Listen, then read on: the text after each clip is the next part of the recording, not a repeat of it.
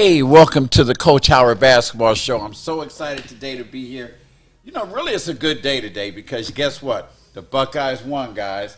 The Buckeyes won today, so it's a great game. Hey, I've got a great show coming up today. I've got to my left here, I've got the man from 247 Sports and Bucknuts. Go ahead, Mr. Hellwagon. Steve Hellwagon, Bucknuts.com, 24/7 Sports, and been doing this for much longer than I care to remember, following Ohio State basketball back to the late 80s. So, yeah. And then on my right, I've got you all. Everybody reads his articles, and he's the guy over there at the Columbus Dispatch, and that's Adam Jardy. Adam, go ahead and.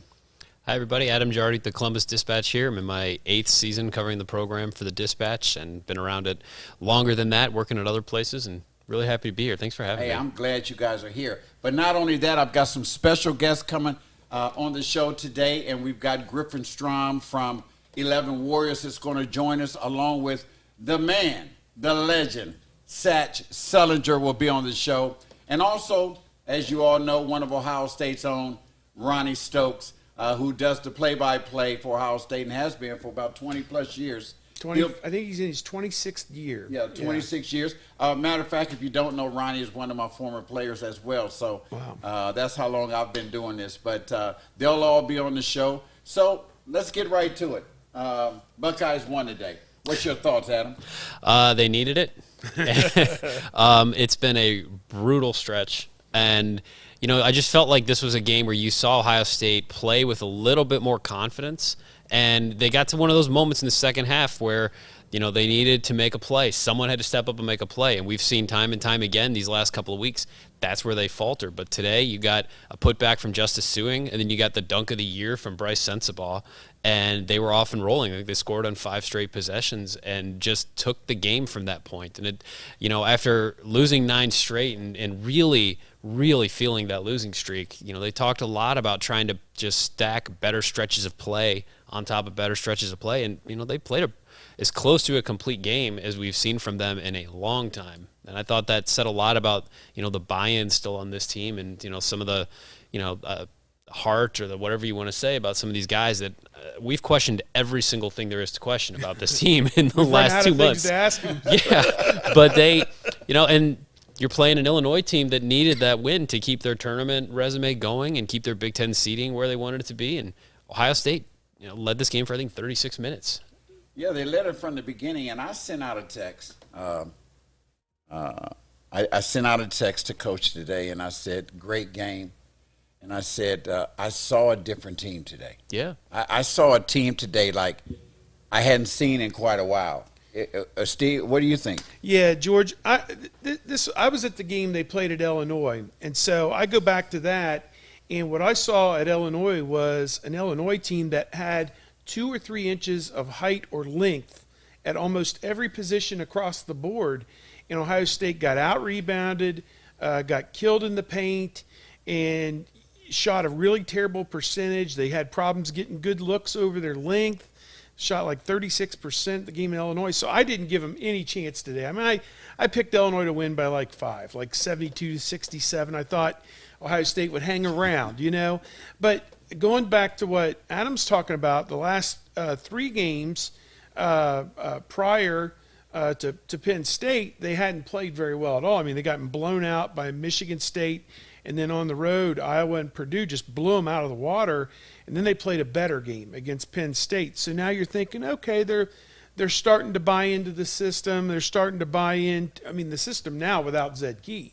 It's an entirely different way of playing basketball now without Zed Key. And you're only playing Felix for 10 or 15 minutes in the middle. So they're playing small ball, and they're finding a way to play better. And today they hit some shots, and, you know, gosh, they were off to a great start shooting the ball, took good shots. Yes. And we're watching Bruce Thornton kind of grow up right in front of our eyes.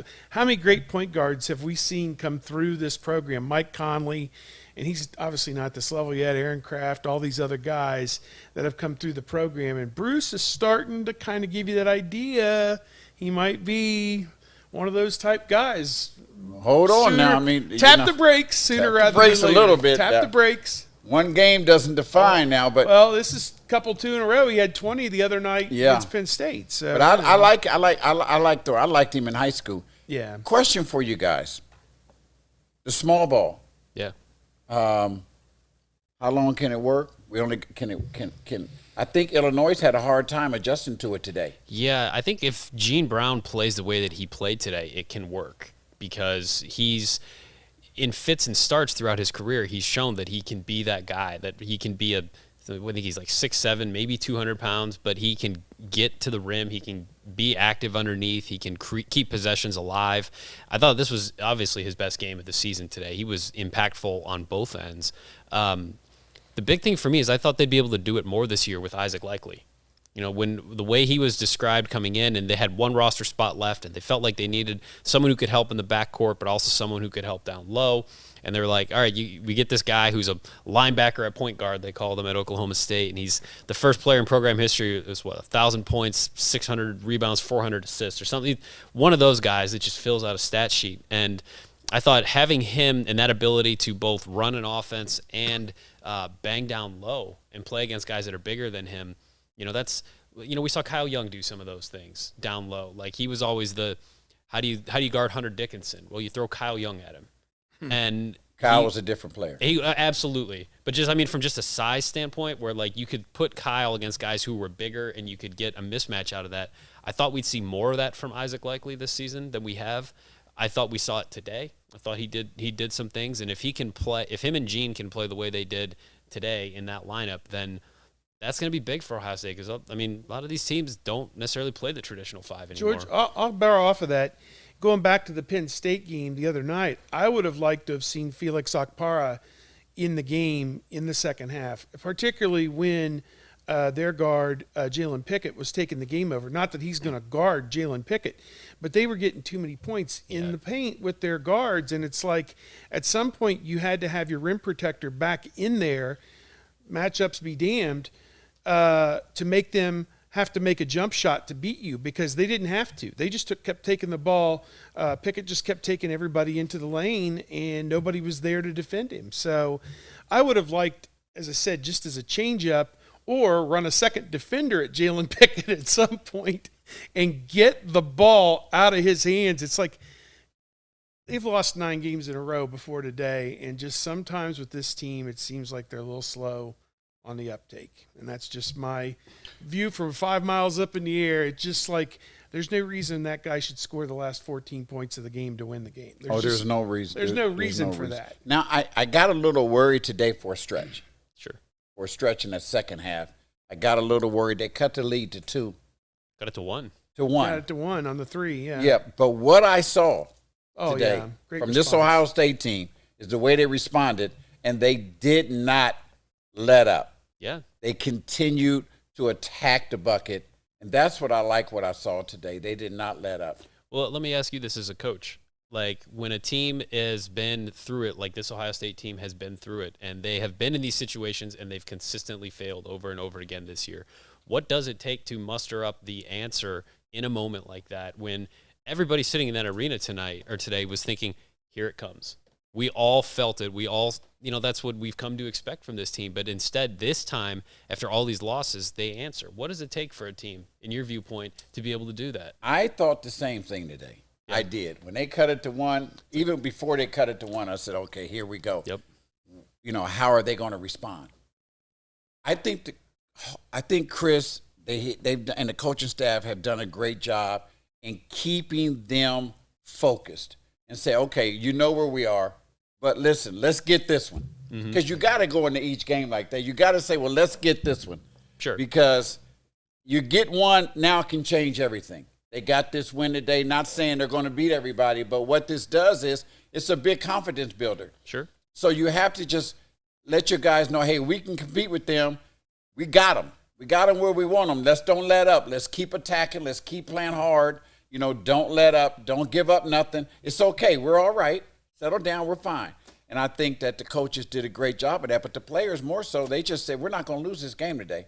And I think that that's what the idea that they had. We're not going to lose the game today. I was very, very happy with the way they played today. Yeah, it was kind of like you felt the Grim Reapers here again, and it got down to one point. You were a little concerned that, are they going to give this lead up? And what we saw was Bruce Thornton immediately, I think, hit a shot in the lane and kind of stabilized things. It was just kind of like, okay, we got your answer right here. And Justice Suing is a guy, he's been fighting it all year. He had that one great game. You were out there in Hawaii. He had that great 30 or 31-point game, whatever it was. And it just seems like that poor guy, came back after missing last season, and it just hasn't been the same for him. It just hasn't worked as well as it did in the past. He made 2 big plays today there down the end to put back, and Bryce Sensabaugh was unflappable like he always is, and they answered the call. Finally, you've been waiting. They've lost so many close games, and they finally pulled one out. So, it's been waiting a long time for that. Well, what we're going to do, we got a special guest coming up, so we're going to take a little small commercial break, and we'll be right back with the legend, Satch Sullinger. Need help with digital marketing? Yamo has what you need to optimize your digital engagement and take your business to that next level. Yamo is a full-service media collective that offers multiple services, including digital marketing, to optimize your company's success. These services include promotional and posting assistance, social media analysis, as well as market analysis. If interested, please reach out through the website or the email featured below.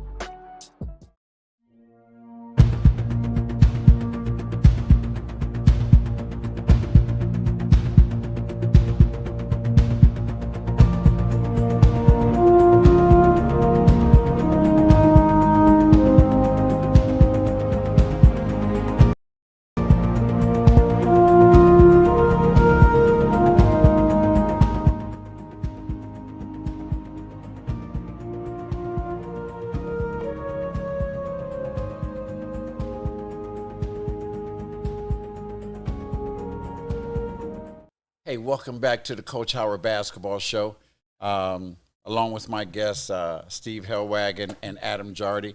Coming up next, we've got one of the legends here in Columbus, Ohio.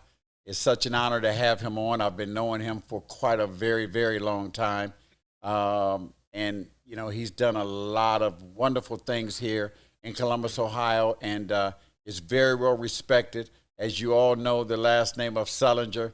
They've made their print on this Central Ohio, Satch Sullinger. Good evening, Coach. everybody. How you doing?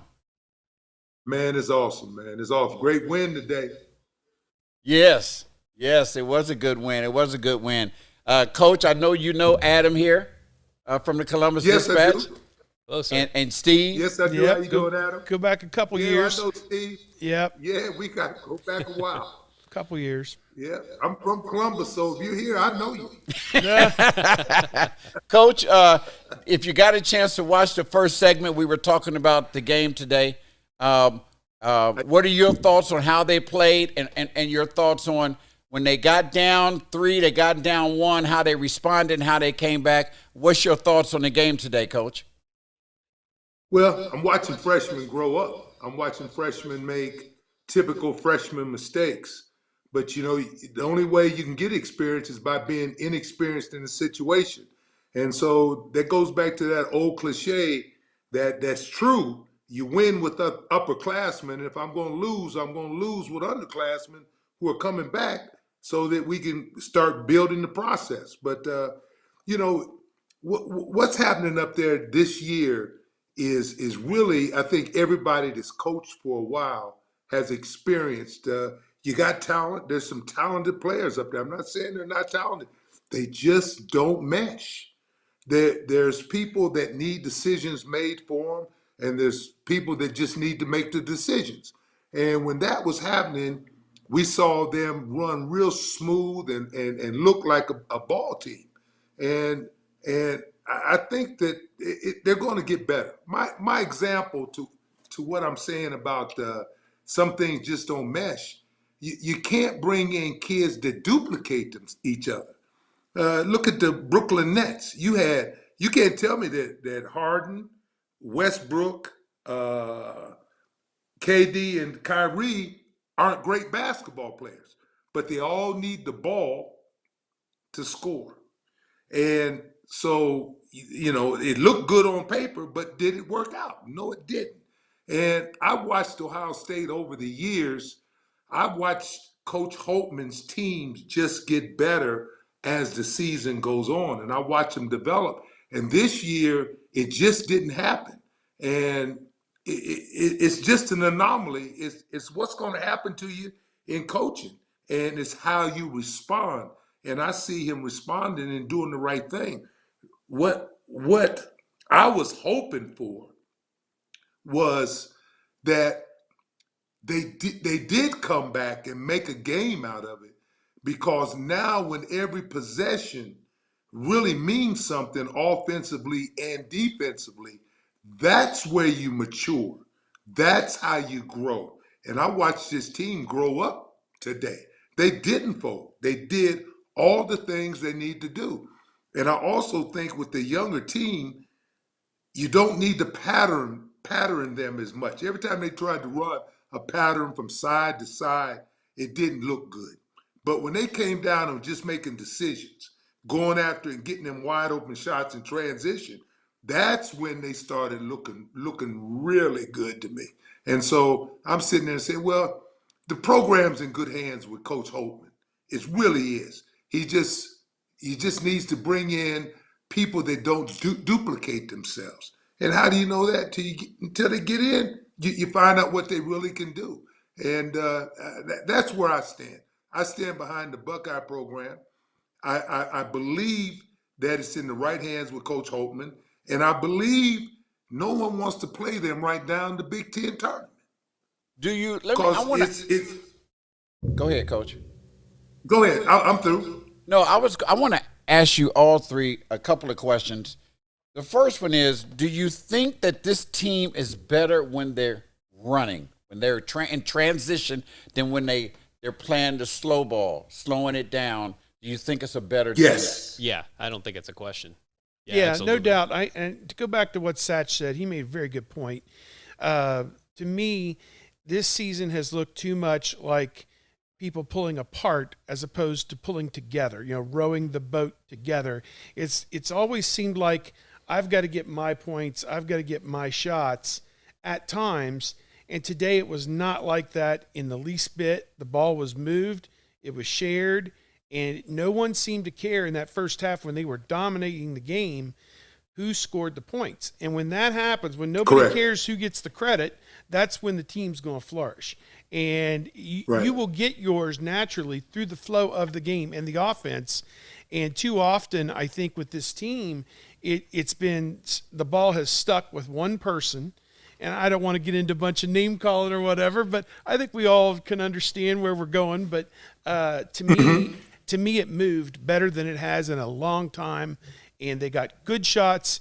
And Bruce, to his credit, he was kind of like the maestro out there, just kind of directing traffic, and I liked what I saw. What's your thoughts? Yeah, running the ball is key, because they're not getting any double teams in the post. So you take the freshman big man who runs like a gazelle and have him sprint down the floor from defense to offense. That their big can't cover him. So someone's got to help him. And when the help comes, you fill the lanes with your jump shooters, you're going to get wide open jump shots. You just got to take them early. You just have to take them early when they're inexperienced. And I use the double team as an example with Diebler. Everybody thought I thought he could shoot. He couldn't shoot. They didn't have anybody needed a double team. As soon as Ohio State got a post that required a double team, I think Diebler broke the Big Ten single season record for threes. So the double team inside is very important. And if you can't require a double team, you have a sprint, go down the floor, which opens up because someone's got to help cover that person running, and you get an early transition, open jump shot. And that's what we saw today. When they tried to run pattern the first 4 possessions, they were 1 for 3 out of those 1 for 4 out of those 3 possessions. Then all of a sudden they start running the ball and taking the quick shot, and we were down, 8-4. Next thing you know, it was 8-8. And we never looked back from that point on. So sometimes, instead of trying to force the square peg in the round hole, you just got to just go ahead and go with what's presented that game. And I think that's the coaching aspect that Chris showed today, that he's the right man for that job. Because that's exactly what he's always urging him to go. He's always urging him to go. His shoulder has to hurt. The Big Ten's a hard league to run in, though, because everybody knows your tendencies, and it's hard to get fast break points in the Big Ten. I mean, you got to be great in half. But it's not fast break points as much as a fast break open jump shot. Yeah, secondary, whatever. But they don't have nobody. Yes. They don't have nobody that can really knock down on a consistent basis. But they did today. They did today. Yes. They did today because they didn't have to think about. You take young people and you try to pattern them. You put semen in their feet. Yep. As they go and don't have to think about it, then they're able to run pattern. But when they first start, you're going to put semen in their feet. And so as soon as they started running, those kids did what came natural to them, which was got them recruited to Ohio State. You see, and to me, people can try to stop that all they want. Now, here's the next thing he did defensively that I think was awesome. He pressured the perimeter, and every time a 4 or 5 big man touched the ball, they denied the 1, 2, and the 3, which made the 4 and the 5 make decisions with the basketball. And they made some horrible decisions. So I think he did a really good job today. I think defensively, man, I think this was probably the best Held game. that team to 60. That's pretty good. Defensively, I mean, they were shutting it down. A question for you guys, another question I have. Do you think the soft schedule they had at the beginning, because this is probably one of the softest schedules they've played as far as non-conference games in a while. Am I right on that? Or yes and no. As far as the home games in Columbus, right? Those, yes. I mean, those were all sub 300 teams, I think, nationally. Yeah. Like that was real but bad. I also think that tells you what they thought of this team and some of the internal expectations for this team, because the other 5 non-conference games were all high level. Yes. You had 3 in Maui, you had Duke at Duke, and then you had the CBS Sports Classic where you're playing Carolina in Madison Square Garden. And so I think when they looked at that and they said, those are 5 games we know and we can control 6 games, we're going to schedule some games. Wins. Let's get some wins and let's get some confidence from these guys. And I do think we probably all overinflated that a little bit because we're accustomed to seeing Ohio State take care of those games and then build off of that, whereas this team struggled. I think it gave us a little bit of a false sense of who this team is. But I think they kind of did what they could with the 6 games that they had. Satch, I got a question for you. Go ahead. Okay. There's one other thing that we need to bring into this, and it's happening across the country, is NIL's first year. How about the teams that bring it back to upperclassmen? They get the money because by default, who knew the freshmen were going to come in, or sophomores or the portal transfers were going to come in and be as effective as they are? Well, in my head, if I got the NIL money, then this team belongs to me. And that kind of puts a wedge between what the coach is trying to do as he sees the team develop. And, you know, there's the first year of this NIL, they're going to have to really study this because it was so far this way and now it's this far that way. They got to find a way to bring it to the happy medium. And that's part of the process that's causing all these other teams to be up and down like they are. Parties involved in the process. And just think, if Brandon didn't leave, if he didn't play the Nebraska game last year where he blew up and took over that team, if he was still here, it would be a totally different team. Satch, I want to go back my point real quick. Branham and Liddell, they coexisted. They played together. They're hugging each other out there. They're having a great time. We haven't seen much of that this year out this team. Well, I don't think we've seen that because they've been losing, though. Yeah, like I don't even think even when they were winning, I think they were still a couple issues here and there. But that money thing, that NIL thing, it's there. It's real. What'd you say? What was you saying? I was going to say, my experience watching this team in every game in person this season, I mean, like, I've seen them over the course of the season come up with new handshakes. I've seen them, like, there was a play where Sensabaugh, I'm trying to remember what road game it was, but he hit a three, and McNeil was open at the top of the circle, and he saw it, like, too late, but he took the three himself, he made the three, and he looked to Sean, he was like, hey, sorry. And Sean was like, it's cool. Like, you made But, like, I've consistently seen those things. Like, maybe it's not kumbaya after every single moment, but I have generally been impressed with what I've seen from these guys in interviews, in games. Every person I've talked to who's in that locker room continues to, I don't think it's a lie at this point. I've heard it from enough people that, like, these guys, there's not like internal conflict that has submarined this season. I think it's just they're young, they're inexperienced, and those losses just stacked up on each other. I'll tell you what I do like. I liked when the young guy, the big boy, Akbar. when he was interviewed and he said we have to get tougher. That was a great interview. For a young guy, I know you so like this, perceptive, Satch, to be so perceptive to understand Satch, I know you like to see a young freshman step up and say we've got to get tougher. We've just got to do these things, And for him to step up and say that, when, to me, in my opinion, the one that should have stepped up and said it was Suey. That's just my opinion. And he hasn't done that. And not only that, but in my opinion, I have nothing against the guy, but I think he's tried to be the man this year. Yeah. And I've seen it where he's just tried to do too much, and it hasn't been happening for him. And today, he allowed everybody else to get in the flow. Can anybody speak on that? Am I seeing something? No, I think you're dead right. And I think the very next team they're going to play, Maryland, is a perfect example. The first 5 minutes of that Maryland game, the first time they played him, he was taking the ball trying to get the ball into the lane and had his shot rejected by their big man 2 or 3 times in the first 4 minutes.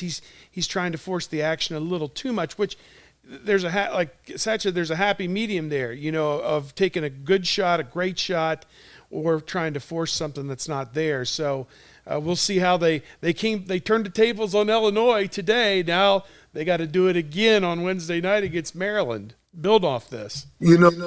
I think what we're really saying is some players are really good players when decisions are made for them to use the ball when they get it.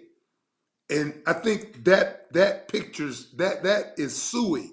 When they made decisions for him and gave him the ball where he could use it, he looked extremely well. But when he goes, well, I don't mean to say him, when certain people go by putting the ball on the floor and searching, I call it the science lab. Some people aren't scientists. Some people listen to other people be the scientists. And I don't think Suey has the skill to make decisions. I think decisions need to be made for him. That's not saying he's a bad player. That just means you learn how to score without the ball. That's all it means. Well, Satch, we're not going to keep you too much longer, but I want to ask you another question because, you've been doing this quite a long time. Yeah, thank you. When you have a team of young people, and you lose like they were losing mentally, explain to people, because I know that I think I know, but explain to people what that can do to them being young and not being experienced. And then I'm going to follow up with another question that I have for you too. All right. Well, first thing is, when you're losing like that, you can't let the final product be the goal. You break the game up, games within the game. All right, we're down 3. Come on, there's the next 4 minutes. Let's see if we can cut this thing down. And you create the games within the game so that by the time you get to the locker room, everything's not negative. You have just as much to build on as you have to work on. And You have to just create the game within the game. It's called throwing the dirty water out without throwing the baby out with it. That's exactly what you got to do. You sound like you and Jerry been around each other for a long time because he be coming up. We have. Do you guys understand what we're saying here? Is that young guys mentally sometimes they can just say it can get frustrating for them. Oh, yeah. And as coaches, and I know that's what that coaching staff has done. It's probably been kind of tough for them to keep them motivated because. When you lose games that you should have won, and they've lost some of those. Quite a few. It has a toll on you. Here's my other question while I got you on the phone. Okay. I don't feel as though the guys that they brought in out the portal, that they've gotten what they thought they was going to get from them. Right. What's your thoughts on that? Well, I think that the kid from West Virginia can shoot the ball. He just, they were planning on having a double down on the block. And because there's no double on the block, the kid can't do what he does.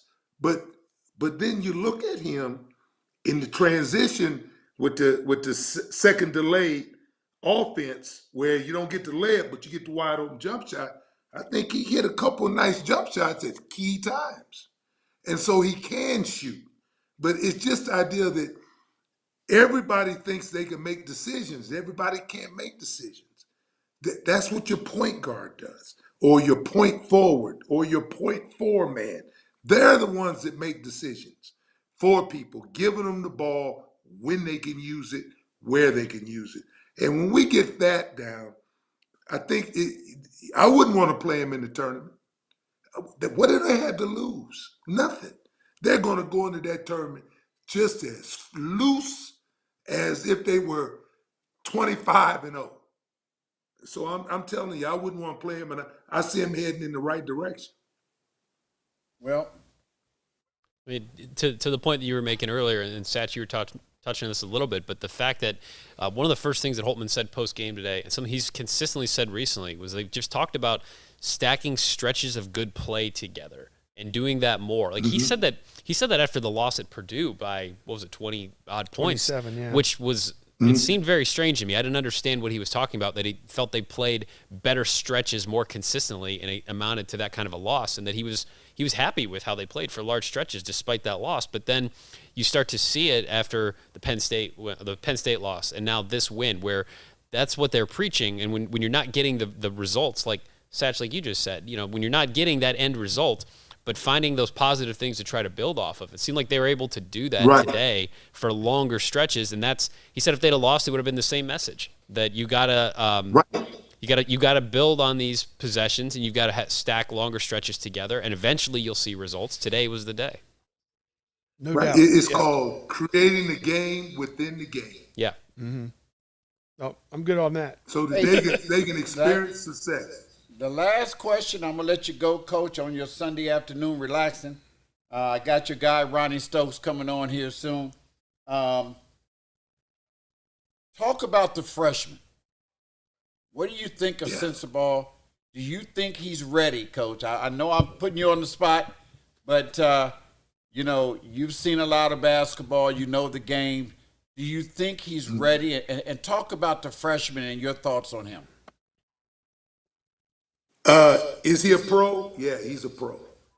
Is he ready? If it wasn't for the NIL, I would say yes.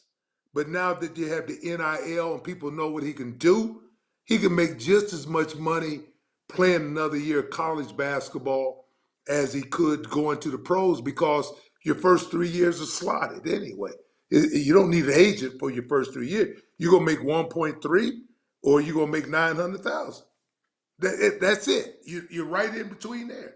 And so I think if Brandon was the first year NIL, he would have stayed, because he's not playing as much as he needs to play.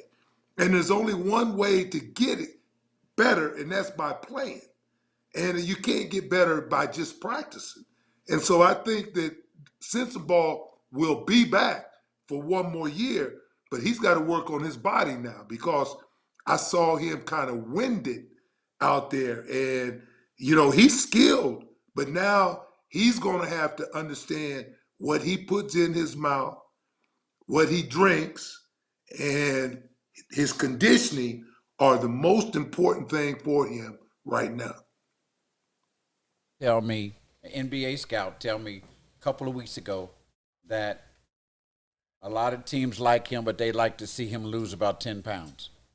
I had an That's NBA right. scout tell me that. They That said could help him. They said they'd like to see him lose about 10 pounds because it would make him right where he needs to be. Well, let's be honest. Right. I like Bryce. He's a great kid, and I want nothing but the best for him in his career. I hope he has a long and prosperous professional career. But there are aspects of his game that still need work. He needs to improve as a rebounder. He doesn't get enough rebounds for a guy at 6'6" or 6'7", for my liking. Right. That's first thing. Second thing, if they're paying you to play basketball, they're expecting you to also defend in addition to score. And we saw, obviously, Correct. Pickett was a little bit of a mismatch for him, as we know. But you can't put him out there and just assume he's going to get you 2 or 3, but then he's also going to give up a 2 or a 3 because you can't trade baskets and beat anybody. You got to get stops. Correct. And if they're playing you at the professional level, the NBA, they'll find you. If you can't play defense, your guy's going to score. I mean, there's just no two ways about it. So he'd probably be a developmental league player, I would think, for at least 1 full year. I mean, Branham spent most of this year in the developmental league. So I can't imagine that Sensabaugh would get drafted and play the entire next season on the NBA unless he's on a really, really bad team. So that's my 2 cents on Bryce. Yeah, that's. I'm with You're Coach. right. I think a year at Ohio State, drilling the defensive aspects of the game, getting his body toned, would make him multi-millions more dollars than going off to play in San Jose in the developmental league. But whatever, that's Correct. my two. Or sitting at the end of the I agree bench with you. on an NBA, being the 15th guy on an NBA team. I don't think that serves him. Let me just say this to you, Steve. The whole bench in the NBA can score buckets. Exactly. The reason they're on the bench is because they can't play any defense. That's it. That's it. But the whole bench can score buckets. Yeah. Coach, That's how thank they you. got to score buckets. Hey, before I let you go, every time I see you, we always talk about one thing. I want to know what you've been Golf. doing on that golf course, man. And have you been Well, taking it easy? If my guy is watching this right now, Coach Lee, I'm going to ask him while you're watching this, Satch, who's the best, man? Who's the best? Just ask Reggie who won the last time. He told me. I told him so. I said, you talked about this. I spanked him the next time. That's Coach Lee, the Hall of Famer from Brookhaven. They're best friends, and they go at it. But every time I talk to Coach Lee, I ask about Satch, and I ask Satch about him. And they both say they beat each other. So, Hey, it's getting to be golf weather here in Ohio. Here we go. So they get out there on I the hear course. you. Yep. Satch, thank We you are, so man. very Hey, look here, fellas. It's always a pleasure. Yep. Great talking to you. Thank Yeah. you, man. I thank you very much. right. And how's Jared doing, by the way? Man, Jared's doing well, man. Everybody that was in the NBA that you don't see anymore over in China playing. Fredette's over there. Tyler Hansborough, Hibbert. What's the big boy from Orlando that went to the Lakers? What the White Howard. The White Howard's over there now. like to see that. In Alexander from and what Eric Bledsoe, he's in that league over there now. So they're battling over there, man. Good. Well, hey, your son is doing a great job. That has to be for you to have your grandson and your son over at Kent State. That has to be a joy for you as well. Listen, on the road Tuesday, they play OU. I'll be up there. Oh, It's gonna be and that's going against Jeff Bowles. Yep. Yeah. there you go. Yeah, that's So going it's to be a good. It's gonna be a good one. So you guys take care, and I love y'all, man. All Love right, you Coach. too, Coach, Take and care. thank you very much. All right. Have a wonderful day. Peace out. You too. Well, that was the Hall of Famer, Satch Sullinger, and we're going to take a little break, and I'm going to come back with Steve and Adam, and we're going to talk about some other Buckeye things, and we've also got another special guest coming on as well, right after this commercial break. Need help with digital marketing? Yamo has what you need to optimize your digital engagement and take your business to that next level. Yamo is a full-service media collective that offers multiple services, including digital marketing, to optimize your company's success. These services include promotional and posting assistance, social media analysis, as well as market analysis. If interested, please reach out through the website or the email featured below.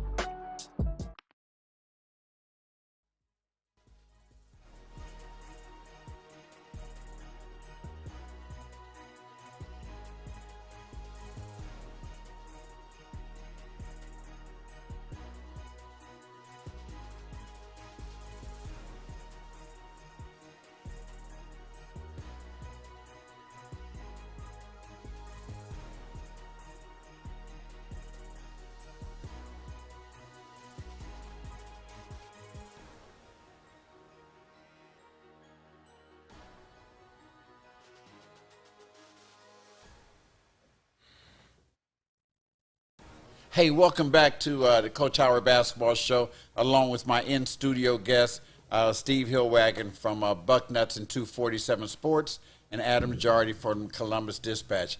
Guys, it's been a great show so far, and we haven't even really gotten to the root.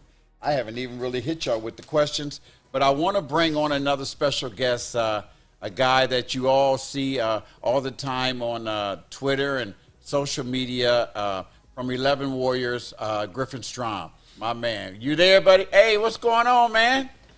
What's going on, guys? Hey, thanks so much for having me on. Can you hear me?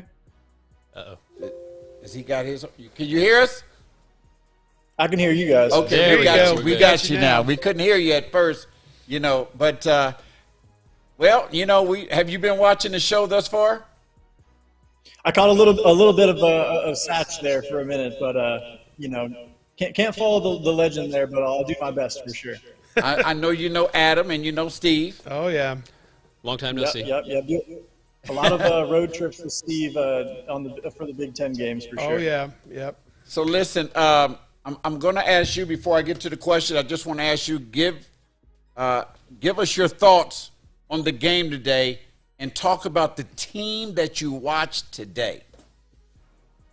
Yeah, that looked like the team that we had been seeing play, earlier in the season. I mean, a much better performance on both sides of the ball. I mean, really, they were impressive defensively. They spread the ball on offense. They turned the ball over a lot today, which they didn't on Thursday. But it didn't come back to bite them as much as it has, recently. And that was a team where you have Bryce doing what he's been doing all year. Bruce showing what he's been showing recently, what he's capable of, his ceiling. And when you have a guy like Justice Suing actually show up and give you what he did, then you have, a guy like Eugene Brown stepping up and making contributions like that. When you have all those pieces coming together and clicking like that, then this team, it's a different team than the team we've seen over the last, couple months here. I'm going to ask all you guys this question. I would like to hear your answer. The Buckeyes started out so well this season. I think they were ranked. They're in the low 20s. Low 20s. But they made it. Yep. Between 10 and 20, I believe, somewhere in there. Like 20 to 25. Oh, okay, yeah. okay. Yeah. So they started out really well, and then, boom. I think it was the North Carolina game. That's my opinion. I think that's when it happened. Maybe it wasn't. I think that's when it might have got ready to get started. But it happened a couple years ago, too, with the Westons. Remember when the Westons were there and they went through that slump? Yep. Yep. But they were able to rebound. Yep, that was there. This year they have it. Talk about what do you guys think has happened to the team? Where did it start, and what do you think it is? Adam? To me, it started with Purdue because that was a game. Purdue. I'm sorry, Purdue, not North Carolina. Because that was a game that they, they had just beaten the brakes off of Northwestern at Northwestern, played really well, had a lot of confidence, and you're playing the number 1 team at home, and you're feeling good about yourself. And they lose Zed in the first 4 minutes of that game, and they rallied. The atmosphere in that arena, every time Felix Okpara did anything, people were losing their minds. It felt like Joey Brunk last year against Michigan State. Like, the fans were just really hanging on every play, and it was just building and building. And then you're up 3 with 30 seconds to go, and you lose by 2. And I just feel like from that moment, that created that doubt in the minds of these players. And I think that was such a confidence jolt. You went from there, you go to Maryland, you lose at Maryland, then you come home and lose to Minnesota, and then it was just off to the races from that point. It just seemed to me like a lack of confidence, really. And guys searching, trying to figure out what they're supposed to be doing, who's supposed to take the big shot when things aren't going well. Teams hit adversity when they get into Big Ten play, and this was the first real stretch of adversity this team had faced, and they just didn't quite have the confidence to dig their way out of it. Steve? Yeah, I'll throw in. I mean, that Purdue game was the first of where they lost 14 out of 15 games.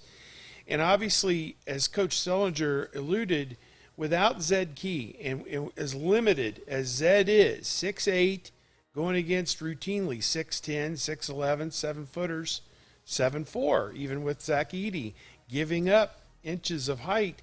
That guy, in his 3rd year as a college player, held his own defensively for the most part when he was healthy. Yeah.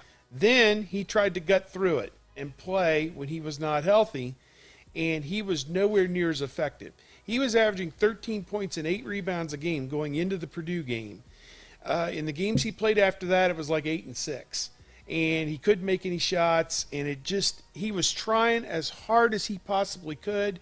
He was as many minutes as he could. He was holding his shoulder half the time, and you felt so bad just watching the guy try and play and give everything he's got.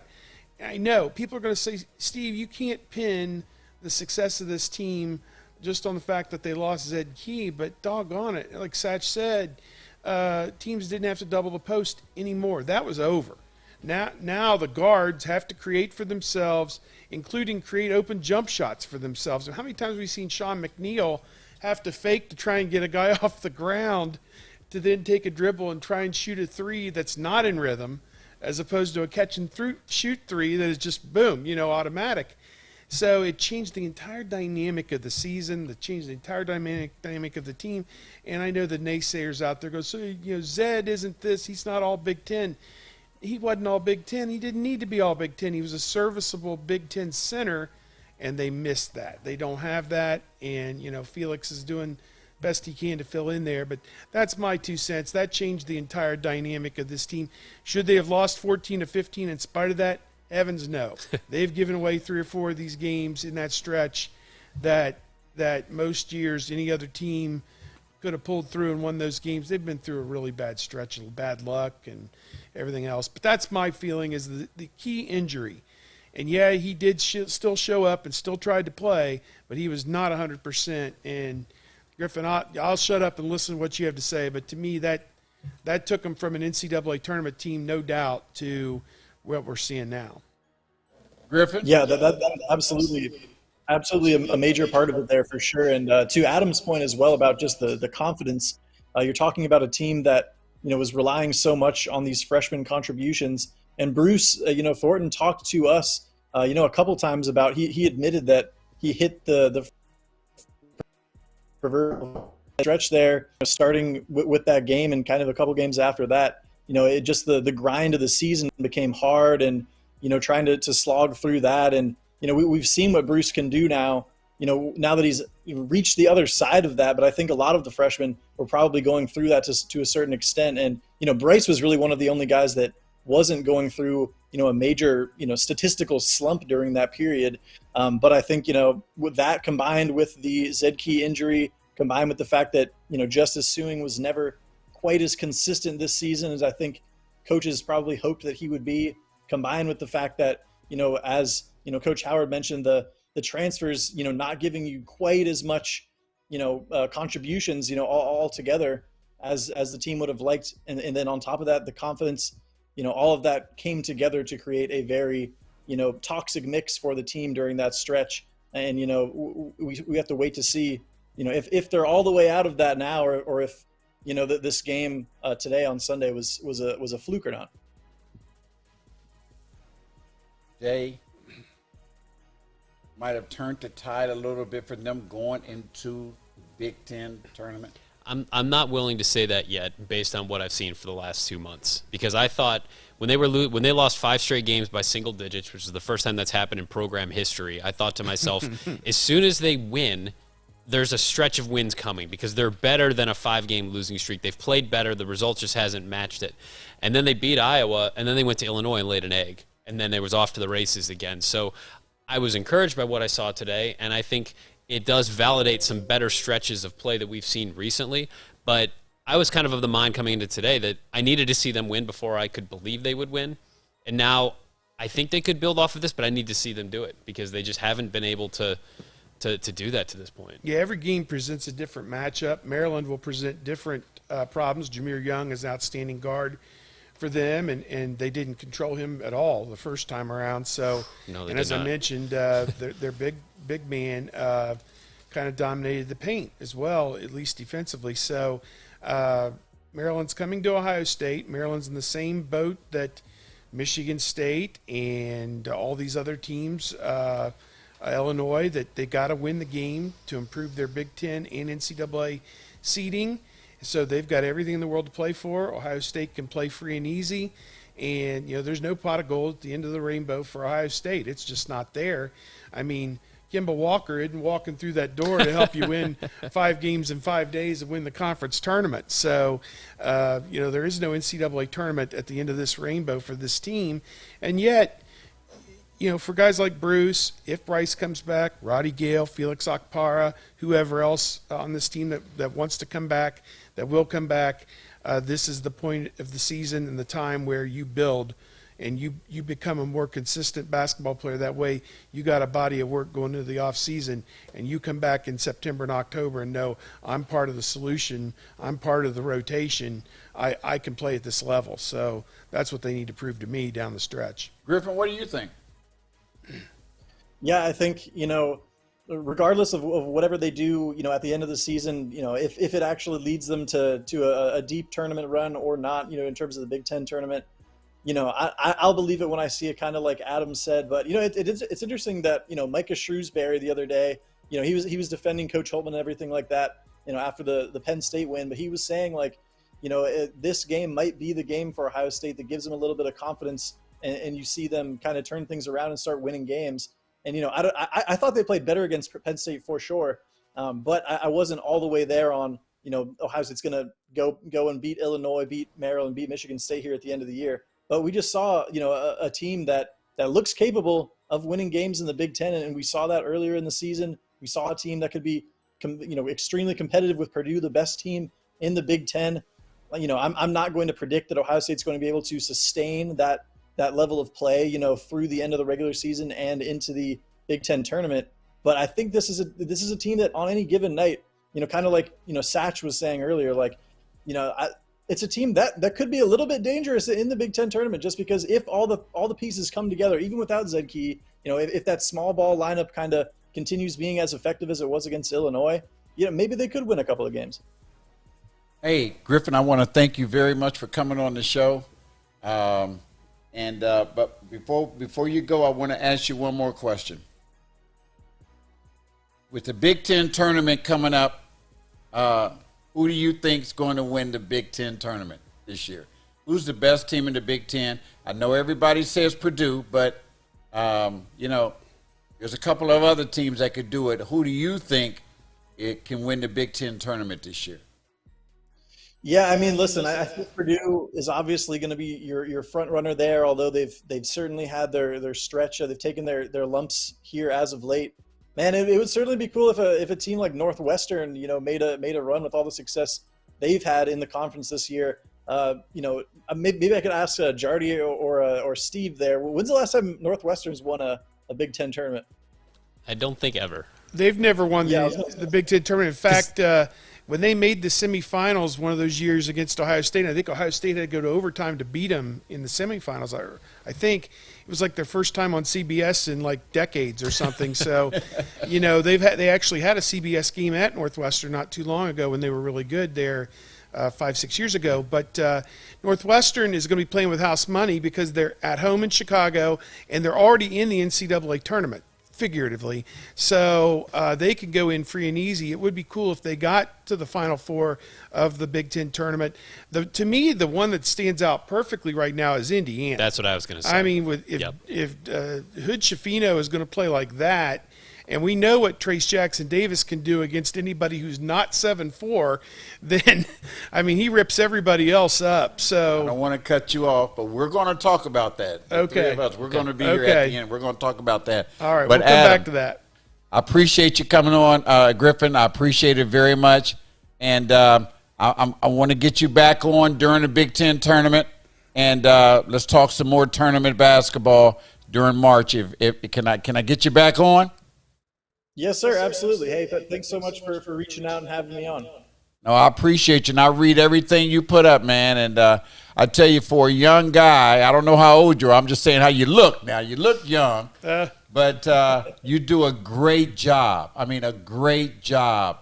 And it's good to see, the young guys, come along, and you'll be taking when these guys retire. I'm in the old age home, yeah. You'll be, following in their footsteps. So, it happened with them and it's happening with you. And I appreciate what you do. And I love what you do. Thank you very much. Hey, thanks so much. That really means a lot. And, I'm just trying to keep up with, the likes of Adam Jardy and Steve Hellwagon. They're good at what they do. They are good at what they do, man. And you have a wonderful day. You too. Hey, thanks, guys. Take care. See you, man. We've got another Ohio State legend coming up in a few minutes. We're going to take a small commercial break, and we're coming back with Ohio State's own, the voice of the Buckeyes, Ronnie Stokes.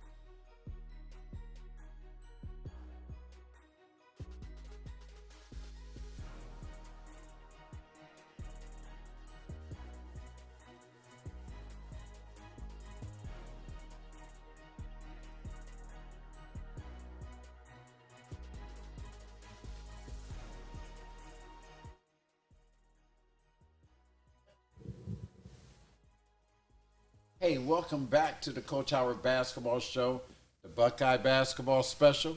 To my right, I've got Adam Jardy from the Columbus Dispatch, and to my left, I've got the man. He's another legend, been around for a long time. From Bucknuts, Steve. Yep. Glad you're here, man. I'm glad to be here, George. This is so much fun. This is the time of year where college basketball, we saw it this weekend. I mean, that Iowa-Michigan State game yesterday was incredible. The Arizona State game against Arizona, the guy threw one in from half court, was incredible. The women's game today, Caitlin Clark made one at the buzzer. Iowa beat Indiana. It was only lost 1 or 2 games all year. If this is what we're in for in March, I'm here for it. I'm ready. Hey, we've got somebody standing by that I know you all would like to hear from. One of my former players, a legend in his own right, Ronnie Stokes. How you doing? George, I'm doing great. Hey, Steve. Hey, Adam.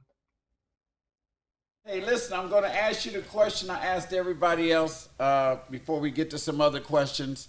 What was your thoughts on this basketball team you watched today? Well, I think it's the second game in a row where I saw team unity and collectiveness. I know the 7 games prior to this, they were disjointed. And sometimes you put in the work and you don't necessarily see the results. And then slowly but surely it starts to evolve. So I think it's the second game in a row that this team has been able to do some things that yielded an opportunity to win a game. Unfortunately, they didn't win against Penn State, but today I thought they were able to figure out a way to win close, and that has been their issue. You go back to that stretch in the middle of January where they played good basketball, but they were unable to figure out a way to win the game at the end or answer that run. They figured it out today. Now, the big question is, can they continue to do it here in the last 2 regular season games for the Big Ten tournament? Ronnie, what do you think stood out today? How did they win this game today? I mean, I saw a different basketball team today, offensively and defensively. In your opinion, what stood out the most with this team today to help them win this game? I think it's been one of the first games that I've seen in quite some time where like everybody contributed. When you go back to the game at Northwestern, and I said this during the broadcast, and I said it on the Chris Holtman show, that was the best prepared team I've seen all year long. How they basically took away everything that Northwestern's strengths were. They just took it away and dominated that game. And what I saw today was the 4 upperclassmen contributing. When you think about what Justice Suing did on the backboards, what Sean McNeil did, dunking the basketball, my goodness. And then obviously you look at Isaac Likely, what he did defensively and in transition, and then Eugene Brown. You need your upperclassmen to lead you, especially this late in the year. And then the freshmen, you had some really, really good contribution from the 4 freshmen in their own right. I clearly, Bruce was the shining star today, especially in the first half. But Bryce was steady. I thought Felix did what he was supposed to do while he was out there. And Roddy, defensively, Roddy Gale was outstanding, well beyond his years in terms of his commitment on the defensive end. So this was one of the first games I've seen in quite some time where the upperclassmen played well and the freshmen collectively played well. They did it at home, much needed win, obviously. But that was the thing that stood out to me, George, was that it was like a team effort by the upperclassmen and the freshmen. Can they play like this consistently from here on out? I mean, they have nothing to lose. You know, they can let their hair down. They can just play. This win, is it a confidence builder for them, Ronnie? I think it can be, but I also thought that there was some confidence that came out of the game against Penn State. I thought they did some really good things. I mean, clearly, when you look at only 1 turnover in the entire game, and that was coming late in the second half by Isaac Likely, that's the only team in the country that has had that few turnovers in a game. And then the program history, the lowest turnovers in a single game. So that was a bright spot because clearly that was an issue for them, a lot of wasted possessions. Now, can they continue with that? I think the upperclassmen will have to lead the way. That was the message I think came out of the captain's dinner last night, was that the effort has to be there, regardless of whether you win or lose. Your opposition should get on their team bus and get on their plane, feeling bumps and bruises, and know that they were in a fight, regardless of whether they won or not. And I thought the team came out. You saw guys diving on the floor. And from my standpoint, whenever you play a team on your home court, they should feel uncomfortable. And I thought that Illinois was uncomfortable because of that effort by the team. It was the best aggressiveness I've seen from this team. You didn't see too many missed assignments defensively, and that was a big reason why they were able to win. Now, can they do it back to back? I don't know. I was surprised that this team is where they are today. They were 10-3 at one point in the season, and I don't know what happened. Well, I do know what happened. It's a combination of a bunch of bad things that happened to them, but they are who they are. Now they have a chance to try to finish this season on a positive note. The odds are stacked against them, right? To win 5 games in 5 days in a competitive conference with 4 freshmen starting. Man, I tell you, it's going to be tough to do. But guess what? You throw the ball up to play the game. That's a good point. Ronnie, you've seen a lot of great guards come through Ohio State over the years. You were one yourself, obviously. Played with your guy who was there today, Troy Taylor. Brings back a lot of memories for me. I was in high school when you guys were doing it at Ohio State. And then up through, think about all the other great point guards that Ohio State's had over the years, like Mark Baker and, on through Conley and so many other guys. And Russell played there for a year and whatever. Evan Turner a little bit kind of dabbled at the point as well. Bruce is just kind of in his infancy stage here. He's like he's coming out of the egg right now. He's really starting to put it together, one game after another. And Coach Holtman's put the ball in his hands and said, "Go, young man, go make it happen." And I think we're starting to see where that's paying some dividends.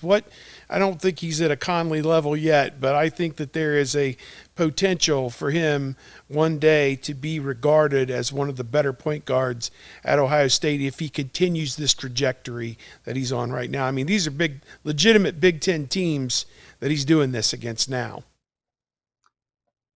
Yeah, Steve, there's a lot of quality in that young man. Composure. He's a winner. There's no doubt about that.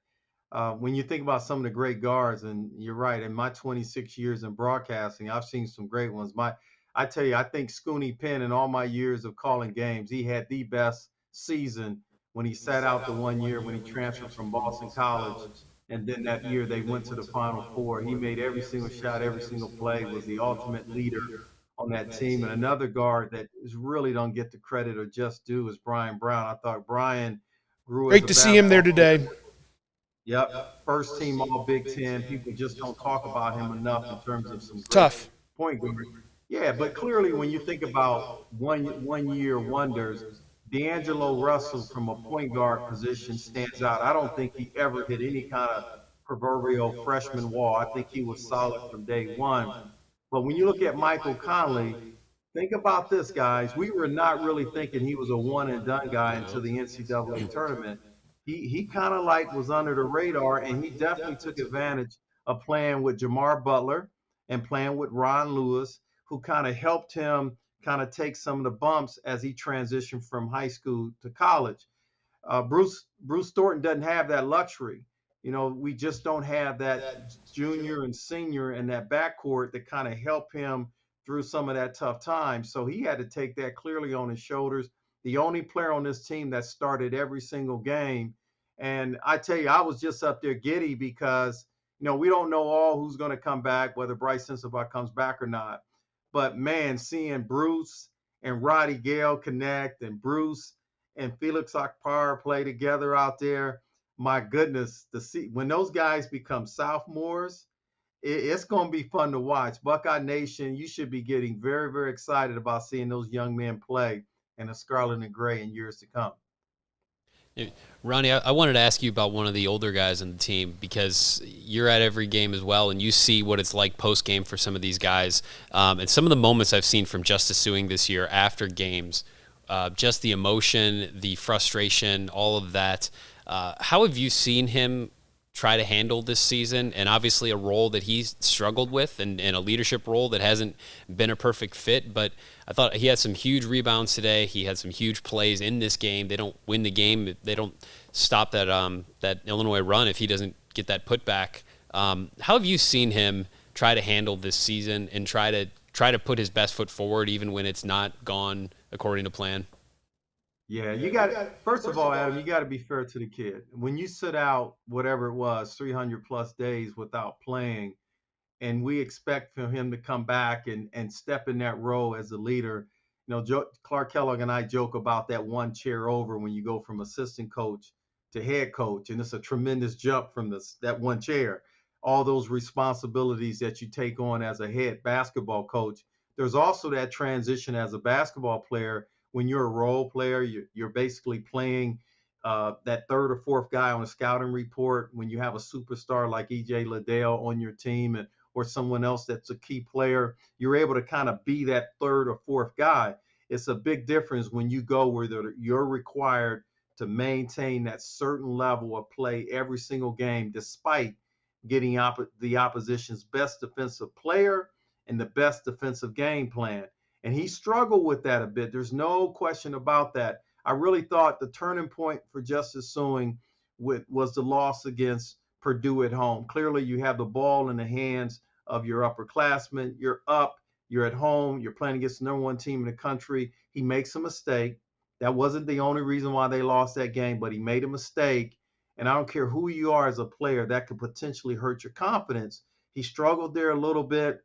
And then tonight or this afternoon, I really thought we saw the version of the Justice Suing that we need. Got key rebounds. He didn't force things. I know he took that 1 3-pointer, but play to your strengths, right? Play to your strengths. You're 6'6". You can take advantage of some of those mismatches by putting the ball on the floor and getting to the basket. But don't take the three just because the opposition gives it to you. There's a reason why you're open many times. They want you to shoot that shot. That's right. Yeah, defer sometimes, get the ball to the better shooters, and do what you do best, which is getting on the backboard, putbacks, and getting those 5 or 7 foot shots into the basket. Don't you think that there's been many a times where he's forced a whole lot, like this is what I saw from him. This is just my opinion, that, he felt like, okay, this is my team, and he wanted to just maybe do too much instead of allowing the game to come to him. He's forced a whole lot this season. Do you agree with me on that, Ronnie? Well, I kind of touched on that a little bit when you basically play to your strengths. And yes, you could want to say you're going to take step back threes, but when you're shooting 22%, you are what you are. And you have to play, especially when you go through this stretch, what can you do best to help your team? I know that Chris Holtman, this is the most challenging season he's ever dealt with as a head coach. I mean, think about the dynamics of this team. You have 4 freshmen starting, and you have seniors and juniors playing behind them. That's not easy to orchestrate, and he's been able to kind of manage that. He's had a number of discussions with the upperclassmen about their roles and how it might have changed, and Justice Suing was clearly part of that discussion. I really thought that he embraced his role today. He's starting still, but we know who the best scorer on the team is, right? We know everybody knows who that is. So clearly, I thought if he can continue to have this mindset, and I know the question earlier, can they continue to win? I think they have a better opportunity if the seniors do what they did tonight. Just play to their strengths, do what they can do. That's it. And I thought all of them did that this afternoon. I'm going to ask you the same question that I asked Satch about the freshman. Talk about the freshman. What do you think about him? And do you think that he's ready right now to make that jump to the NBA? Yeah, so you're talking about Bryce Sensabaugh, Yes. and that's a loaded question when you say he's ready, right? Because there's guys who can go in the first round and they're out of the league in 3 years, or they lose their confidence and they're done. The opportunity, as we all know, in that first round, especially in that later part, sometimes teams will draft on potential. There's no doubt that this young man is an elite scorer. I think that will transition to the NBA in a major way. He has the ability to get to his spots and elevate and score. It's a beautiful thing. He can create. He has versatility, things that you just don't teach. He just comes natural. Now, we know that there's some things on the defensive end that he has to work out. Guys, the NBA is a business, and you come in as a first rounder, you're trying to take somebody's job. Where I come from, you try to take my job, it's not going to be an easy thing, right? So he's going to have to work for it. So to answer your question, Bruce, can he play himself in a position where he's a first rounder? Absolutely. But I think it's going to be very, very important, and this is his mom and dad and the coaching staff get valuable input so that he can really make a great decision to say, am I ready to go and deal with that pressure to compete? Because he's got to do it on both ends. Or do I come back for a year? And I know there's risk in that, getting hurt and all that stuff, but you come back, he's got to be preseason all conference, potentially consideration for player of the year, playing his way into be a solid spot and to work on his other things of his game. So those are the decisions that he's going to make. But right now, when you say, is he ready? On both ends of the floor, he's got some work to do, but boy, is he an elite scorer. But both of these gentlemen said it well, Steve and Adam, and even Satch. I was telling them that I spoke with a NBA scout a couple of weeks ago, and he said that they like him, but there's several, when the scouts talk and they talk about him, they like to see him lose about 10. They said if he lost about 10 pounds, that it'd make him much quicker offensively and defensively, and they think that would help him, and they think, maybe another year would be, the perfect thing for him because he hasn't been consistent all year. He's had, stretches where he hasn't been, consistent. But I think he's a pro. But in my opinion, I think he needs another year. That's just my opinion. I think another year would be perfect for him. Yeah.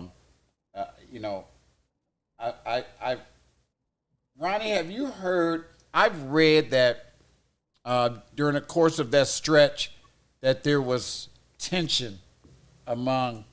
In the locker room. Have you heard anything like that with the players? George, George, you've coached. Now you've coached AA. You've never coached a college team, and there's 4 months of being together.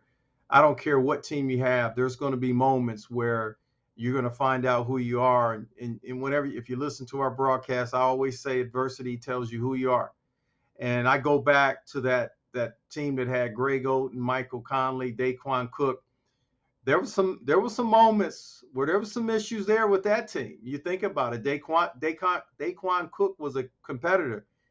Yeah, he excelled coming off the bench, but he wanted to start, and he wasn't starting. Ron Lewis was starting, and so Coach Mata had to manage that, guys. There were some things he had to manage that team. So basically there's always going to be some things, because I don't want anybody on my team that is content with sitting on the bench or not playing as many minutes as they want. There should be competition and guys unhappy, not selfishly, not where it hurts the team, but I want to get better so I can earn the right to be on the floor. So that in itself is going to have tension, because I want to play, man. I don't want to sit on the bench. So coaches got to manage that. And again, you got a balance of freshmen. You're talking about a senior who was out for quite some while and Justice Suing. You got an exodus of a lot of players for a variety of reasons going to the NBA, and Liddell and Malachi Branham guys transferring. So this team was it was some unknowns of how this chemistry was all going to work. Unfortunately, we hit some bad spots here. But it's not surprising that teams will have some rough spots where they got to work through it and hopefully have a great season. Well, they went 56 days without winning a game. Yeah. That's a long time. Clearly it was a good long wait. Yeah, they this went. is not Ohio State basketball. No. You got too much tradition. You got an incredible city. You got the program. Gene Smith will support any coach, especially when you're talking about football and men's basketball. Going to pay the coaches what they need to be paid. Support the assistant coaches. Being last in the Big Ten or next to last is not acceptable. It's not acceptable. And we're not making any excuses here at all. They got to be better. Okay, that brings me to a question for all of you. And then, Ronnie, I'm going to let you go. I appreciate you joining me on this Sunday. I love you. By the way, Ronnie's one of my former players. And now y'all, we all forgot. Well, I'm going to blame you guys, not me. I'm going to be the good guy on this one. But you didn't mention Ronnie Stokes as one of the top point guards to ever play at Ohio. Steve was listing the point guards. I'm gonna. Okay, we'll put it on Steve. Yeah, I had him up there. Yeah. I said he and Troy, man. He and Troy were so fun to watch. They were simpatico. I mean, they were. If one went this way, the other one went that way, and they knew exactly what. I mean, they were like this. I mean, they were. That's what you need is that type of rhythm, and ability to play together. And that's one thing has kind of lacked this year a little bit. Ronnie and Troy played off of each other, but they knew each other so well. Yeah, from going back. Yeah, and they played off of each other, and I remember them days. And Ronnie was tough, man, tough as hell. He was just tough, And Ronnie played for me. I had the pleasure of having him as a former player. But here's my question. Okay, do you think anything is going to happen? And I know this is a tough question for you to answer. Is there going to be any changes in the coaching staff, or do you think it stays the same, or is there a possibility? Well, Gene has come out and supported Chris Holtman, so I think. No, Chris Holtman, no. Yeah, right. So there were things that naturally goes with that conversation of an expectation, right? I wasn't in that room. I was not part of that meeting. But just in my experience that in Gene's position, he hires coaches to win, and he'll pay them accordingly. So, yes, this is a down year, no question about it. He has faith in Chris Holtman. He said that publicly. But at the same time, you need to have this type of result we saw today, where you don't lose the team. They're still playing hard, representing the jersey across the front of their chest, the name across their chest. And I think that's going to be important that Chris continues to coach that way and get his players to respond to him. Obviously, you don't want to have an exodus of the current freshmen, and you want to keep the guys committed that coming in next year. So those things need to happen, right? Now, as it relates to the rest of his staff, I have no idea. Chris has got to do what he's got to do to make sure that he surrounds himself with the people that's going to help him achieve the goals he wants. But from my understanding, what I see, they continue to play hard. They continue to keep the guys here, keep the class coming in next year. I think we chalk this one up as a bad year, and we rebound over the summer, have a great summer, work on some things, and be a better team next year. I think they're going to be all right. I know the whole coaching staff, and I love those guys. They're great guys, and I've known them all for a long time. Diebler's a former All-Ohio guy, if you guys didn't know that. Oh, yeah. And so I've known all the coaches for a while, and I think it's a good staff.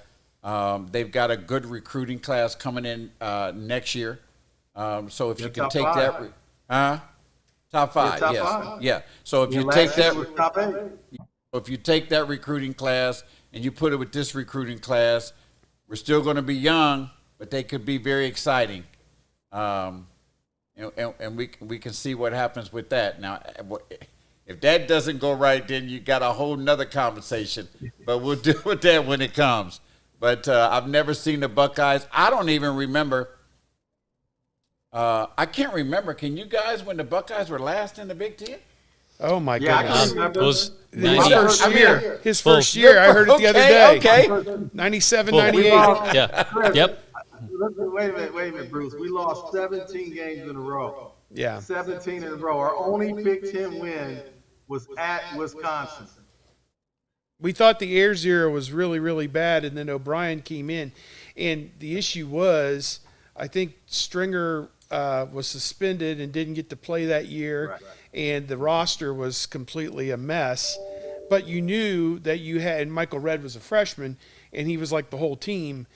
You knew that Kenny Johnson was going to be coming along. George Reese came in as a JUCO transfer, and Scooney obviously was having a year in waiting, transferring. You knew that better times were coming. It was the greatest turnaround, one of the greatest turnarounds in college basketball history, going from whatever that was. That team was a mess, though. 27 wins the next year. 1-15 in the Big But Ten. guaranteed, guys. Hey, Steve, it was not guaranteed. Now, obviously, Scooney is one of the ultimate leaders because every day, even though they were losing, he was planting the seed of work ethic, the mindset of what a winner needs to have. He was doing it every day for the whole season. So they were getting better mentally, but there still was no guarantee. They were off the radar at the beginning of that year. And then where did we go? To Puerto Rico, I think it was. And we won that tournament. And then after that, buddy, lights out. Hey, Ronnie, do you mind staying on for a few more minutes? Yeah, I'm good. I'm good. Okay, so let's talk about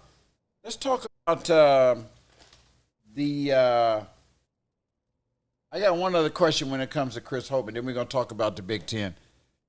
Okay. I read the other day, and you guys might have read this too, where a reporter said Chris Holtmann deserves a chance the Michael A. to Race clean column. up his own mess at Ohio State.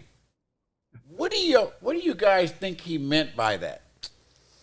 Well, I think what he meant was he'd been here 5 years, 5 21 seasons, played in every NCAA tournament in that stretch. The 4 that were played would have qualified for the other one had they had it. Has recruiting class in-house, has another one coming. There's enough equity in the bank. I think if you were not an Ohio State fan and subjected to watching this team play and lose all these games, if you just dropped out of a plane and showed you all this track record, you'd say, oh, yeah, just one bad season. He gets at least one more year. I think that's the point that Michael was trying to drive at, was that, this hasn't been good for anybody. Everybody knows that. But I think the equity that this coach has put in the bank deserves him another chance at this. I think the flip side of that argument is a lot of people in this fan base weren't happy with where it was prior to this year by not winning a Big Ten, not getting beyond the second round of the NCAA tournament. They have now moved 5 steps behind all of that, and they're going to have to move heaven and earth just to get back to that next year. And is that going to be enough to get people energized? I mean, they didn't build a 19,000-seat arena to have 11,000 people show up for a Big Ten game.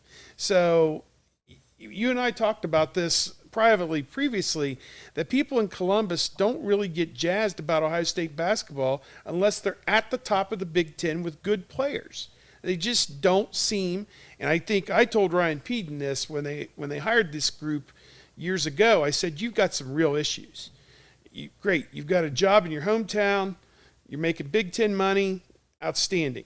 But you got some real problems. The arena's a problem, the parking situation's a problem, which they've never figured that out. You go to a game in Cleveland at the NBA, you go to the Blue Jackets, there are garages attached to the building. At this thing over here, they want you to pay $20 and get on a bus and ride a mile down to the stadium, down to the arena. No, absolutely not. That's not how you get people to come and come back. The experience is just not what it needs to be. And, we could talk forever about the arena and everything else. This is all big picture stuff. I get very passionate about this because sound like some feelings coming out there. I've sat, as I said, I told Ryan, and this is the same conversation I had with Thad Mata in 2003.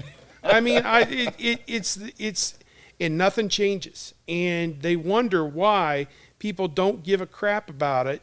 It's because it's not what it should be. It's not what it should be, in my opinion. They've gotten too big for the money. Got to charge you $20 for this, $6 for a water. No. You're saying is, you got to get back to the grassroots. You got to get the people who love Ohio State back in that arena. And I give them credit. They did half-price tickets. They did anything to fill up the arena. I think the Rutgers game, they had 16,000 people back in December for that. They rocked the vote. That's what they got to do. They got to work harder to get people more invested in this thing. There's no reason why this can't be 18,000 people at every Big Ten game. Hey. You want to know the truth? I just laid it out for you. Hey, Ronnie, you felt that from he came from. Ronnie, his I heart, could man. go on for days, buddy. I could go on for days. This is Yeah. 35 years I I've been wanna doing hear- this. Adam. I want to hear Adam's thought on this because I think he wrote about. I thought it was you, Adam, that talked about at least one top coach has had one bad season in the last 5 or 10 years. I think you said that. Boy, I'm trying to keep track of everything I've written at this point. It's been that kind of season. Feels like every story is the same. I guess my take on what was written about that, it's Chris Holtman's mess. He deserves a chance to clean it up. Is the fact that ultimately it's his roster, and ultimately he's the one that's in charge of all this. And it's not year 1, it's not year 2.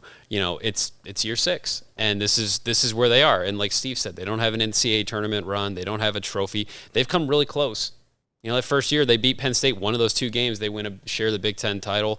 Year 3 or year 4 or whatever year that was, they lost Illinois in the Big Ten tournament title game in overtime. That very nearly is a trophy, but ultimately it's not. And so when you have years like that where you're close but you don't quite knock down the door, and then you have a year like this, you have a valley before you have a peak. And that's the tough part right now about if you're an Ohio State fan and you feel a certain way about the direction of the program. There is some merit to some of those feelings, certainly. But I do think when you look at where they are on a recruiting standpoint, when you look at what this roster could potentially be, there's a lot of reason for optimism, and to say that this year we'll look at this 10 years from now and say this was the outlier. And I think that when you sign a coach to a contract extension in the spring and say we believe in the long-term vision, we believe in here's who we're bringing in, here's who we're bringing in after that, here's why we think that is the best way to position ourselves for future success, you don't cut loose and run after one season. That's where they are right now. So I think they have very clearly made it their public or their viewpoint that this is a process. And did they expect that they lose 14 or 15? No. It's clearly, like Ron said, this is not an acceptable season for Ohio State basketball. But to say that because you've had one unacceptable season, it's over, to me that's a bit quick. Ronnie, before we get this from you, I want to say that a couple weeks ago, I went to the Michigan State game, or was that last week? I think it was last weekend. Might have been last weekend. 2 weeks ago. I went with my wife, Chris. Hi, honey, if you're looking. But I got to give her a shout out, Ronnie. I got to do that. Absolutely. But, No problem. but listen, we went to the game, and I said to my wife, out of all the years I've been coming here, I never felt that way that I felt at that game last week. It was no excitement. I mean, it was just, we're playing Michigan State, okay? Mm-hmm. It was half full. There was no excitement in the building. It was just a somber atmosphere last Sunday. And I told my wife, I said, I cannot believe this. This is Michigan State. And there's just no excitement in the building. And matter of fact, somebody came up from behind, and it was Troy Taylor. I'm like, what, Troy? Your guy. But anyway, that was a different feeling that I had. And I've been going to Ohio State games since you were there or before, and I just haven't felt that feeling, Ronnie. What's your thought on the question? What do you think he was saying? Because when they recruited these guys out the portal and you look at their resume, it was good when you look at the resume. Mm-hmm. Now, have they came in and did what they were supposed to? I don't think so. So now it falls back on who? It falls back on the coach. Yeah. Because they haven't done what they're supposed to do. But I'm going to go ahead, Ronnie, because I'll keep going. So go ahead. Well, to Steve's point, unfortunately, when you look at the Shansing Center, it wasn't built just for basketball. It was built to be a multifaceted facility. And me being a player, selfishly, I didn't like that, right? I thought the basketball program was clearly deserving of having its own facility, 15,000 fans made just for basketball. I mean, if you think about it, the Shansing Center, you cannot have a full basketball practice on the main floor because you can't bring in the practice courts on the side. You have to go upstairs to do that. So clearly it's not a basketball arena. Now, as it relates to the fans supporting it, they will come and support if you're an elite team. You think about the Satch Sullinger years when that motto was there, with Greg Oden's season, that place was packed out because they were an elite team. So folks will come. The question is, like, when you're having a season like, let's say, Michigan State is having this year, they're not a bona fide deep run team, but they're still packing that place in. Now, Coach Izzo has done some great things, won a national title. He's had deep runs, so that there's a great fan support there. The Schottenstein Center is not a basketball arena. It's a basketball arena that's also made for hockey. So the site views and everything is not made specifically for basketball. But unfortunately, that's not going to be fixed anytime soon. They're not tearing down the Schottenstein Center, and they're not building another basketball arena. So we're going to have to deal with that. Now, as it relates to your question, George, I think that in lieu of the fact that he's had a top 8 recruiting class, he's got a top 5 next year. With those transfers coming in this past summer, I thought there was some excitement to say, hey, we're going to have a team that can compete for a Big Ten title, maybe have a deep run. Then we complement that with a top 5 class. We got this thing on the right path. Well, that didn't happen. No fault to Isaac Likely or to Sean McNeil or Tanner Holden. They just are not having that big year like some of the other transfers that are in the league. You think about what Illinois has. They have 2 guys that have been very, very impactful, and the reason why they were they are. So it is what it is. I think that the person is saying that give Coach Holtman an opportunity to kind of build on this freshman class he has this year and the class coming in next year. It's going to be pressure next year. And Chris is the first to tell you, he knows what the expectation here is in Columbus. But I love that about him because he understands the passion that's necessary and the commitment to being a great coach here. So let's embrace it. Let's get through this year and have a great offseason and see what happens next year. I think it's going to be exciting next year. I mean, but I thought it was going to be exciting this year. But I did too. I know we all did. I think we all did. But it's okay because, hey, he's got them coming. So he can bring them in the door. He can't get on the court for them, And I'm a coach myself. I mean, we can bring in the right kids and put them on the floor. But if the right kids aren't producing, aren't doing the things, we can have 5 days of great practice. And I know you've probably been to some practices. I'm sure their practices are off the hook. But when they get on the floor, they're just not producing. Ronnie, the Big Ten. Who you like going into the Big Ten tournament? Any sleepers? Well, I think Steve hit it. I think what Steve said I like. If I had to pick a team, I probably would go with Indiana. And the reason being is because they have someone in the middle that can get it done if the shots are not falling on the outside. And Husafina has been outstanding, and he's capable. And there's some role players for Indiana that are seniors and juniors that are playing really, really good. I'm really concerned about Purdue's backcourt. They're talented, but they're young, and I just don't know if they can sustain 5 days of complimenting Zach Edey. When they're hitting threes, they're basically unstoppable because as a defensive team, how do you defend them? If you double team, they're going to beat you on the perimeter. If you cover the perimeter, he's going to kill you inside one-on-one. So if I had to pick a team, I would pick Indiana as being that team that can get it done in 3 or 4 days. They'll get the double bye based on where they are, I believe. But I would pick Indiana if I had to pick a team right now. Yeah, that was mine I brought up earlier. And would you believe they are obviously the most successful program in Big Ten history, although I think Purdue has more regular season Big Ten championships, but national championships, obviously. 24 years they've played and completed the tournament. They started it the 1 year, didn't get to finish it because of COVID. 24 years, Indiana has never won it. And maybe, have they even been to the championship game?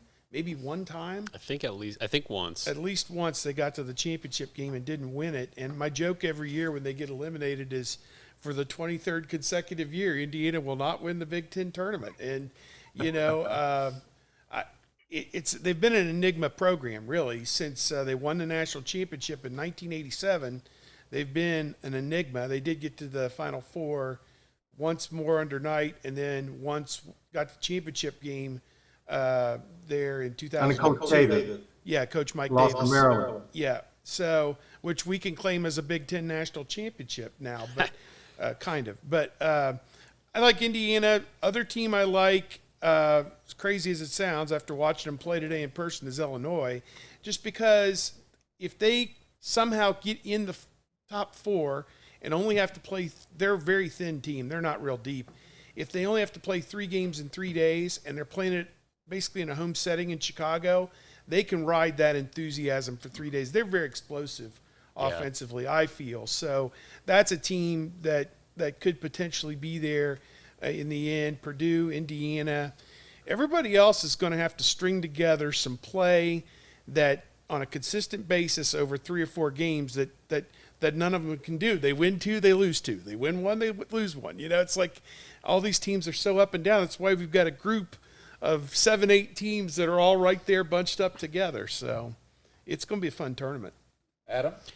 It's hard for me to add too much to that because I agree with Indiana. I feel the same way, oddly, about Illinois, despite what I saw today. Yeah, part of me wonders, they're a better team than they showed today. Yeah, I agree. Easily. I agree. Yeah. And they have some of those pieces that make you think they're dangerous over a couple of days, and they could put together a run.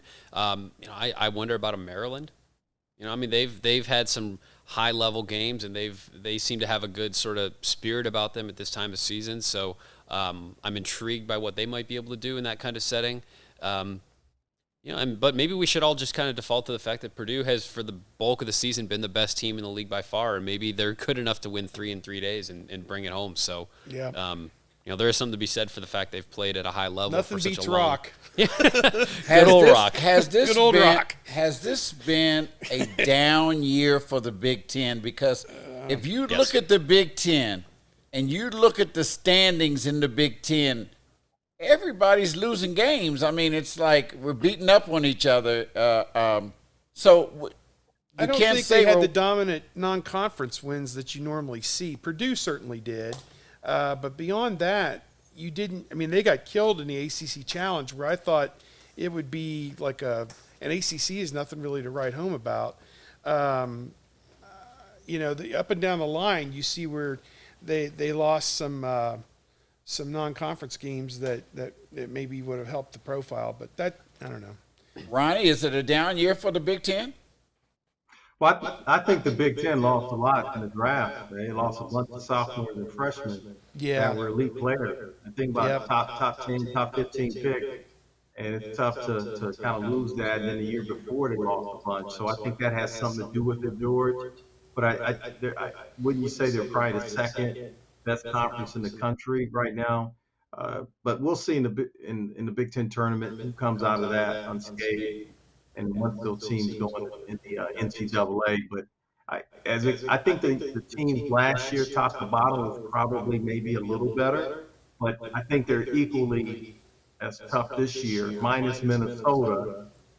Obviously, Ohio State has had its struggles, but man, it is so competitive. Every game, the margin of error is so small that you can lose any given game. How many teams, Ronnie, comes out to Big Ten? Makes the tournament this year? Well, I'm looking at my sheet right now, and I believe, what was it last year? 9 we got? Was it 9? It was 9. Was it 9 we got last year? I think we definitely get 8 this year. Possibility for 9. If Purdue is a 1 seed, and then 8 Big Ten teams are the 5 and 6 seeds.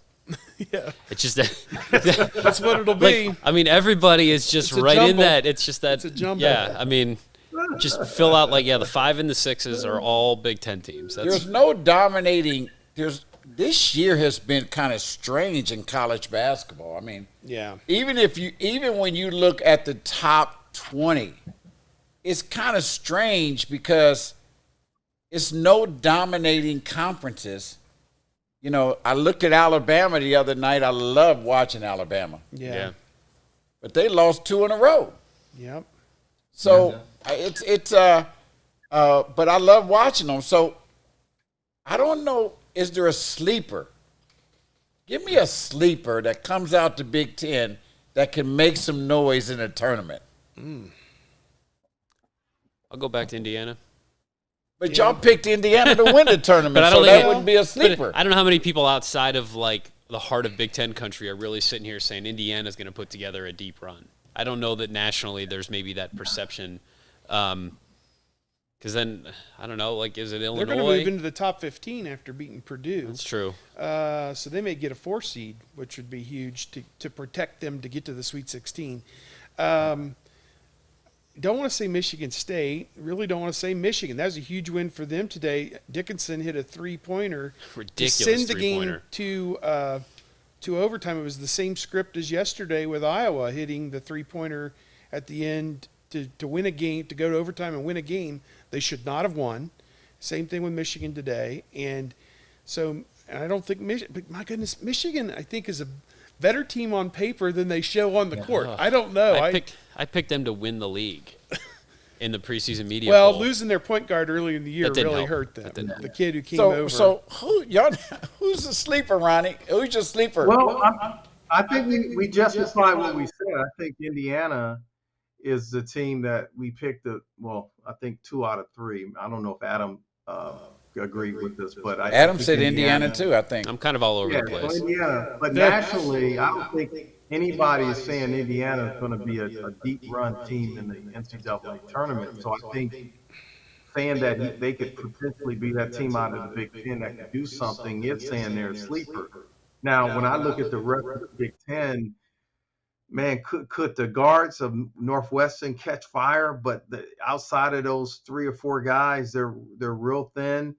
You look at you talk about Illinois, but they got the backcourt and that can score threes and get hot. But again, are they real deep and talented enough to make a deep run? So if I had to pick a team, I would clearly, obviously, Purdue is a team that can, because of Zach Edey, so they're not going to go under anybody's radar, right? They're going to be a 1 or 2 seed.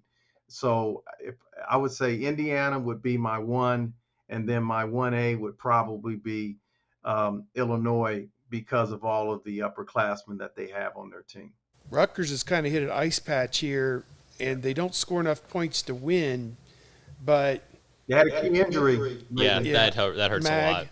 Yeah.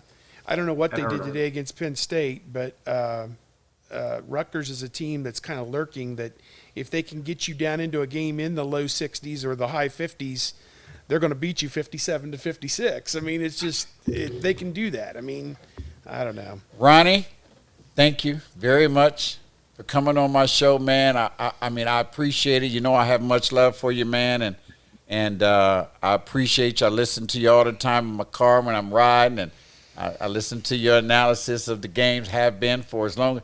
I remember when you first started, so I've been listening That's to my you that key. long. Ain't nobody do it better than y'all. Hey, that is the best combination right there, you and your guy Paul, man. Peas and carrots. Yeah, you guys, man, y'all been together so long, y'all know what each other gonna say, don't you? Yeah, 25 years, but hey guys, I'm so fortunate to work with, and I've said this a number of times, Skip Mossick, who produces Oh, yeah. everything for us. He is a consummate professional. Everything is on point. He's 2 days ahead of everything in terms of taking care of us. And then Paul Keel is the best of the best. So he makes my job real easy, guys. I just follow his lead. He is the best in the business. Well, thank you for coming on my show, man. I really appreciate it, man. And problem. Hey, hopefully I can get you back, by for the tournament and talk some tournament basketball. I'll be happy to. I just got to work it out with my schedule, but I love talking to Adam and Steve. Enjoy their comments and their passion for Ohio State basketball, and it's great to be on with all of you here tonight. All right, I'll talk to you soon. All right, Take care. Ryan. Have a good evening. Yep. Take care. All right, go Bucks. All right, go Bucks. Hey, that was Ronnie Stokes. You know he's a legend, but we're going to come back and wrap it up right after this. Need help with digital marketing? Yamo has what you need to optimize your digital engagement and take your business to that next level. Yamo is a full-service media collective that offers multiple services, including digital marketing, to optimize your company's success. These services include promotional and posting assistance, social media analysis, as well as market analysis. If interested, please reach out through the website or the email featured below.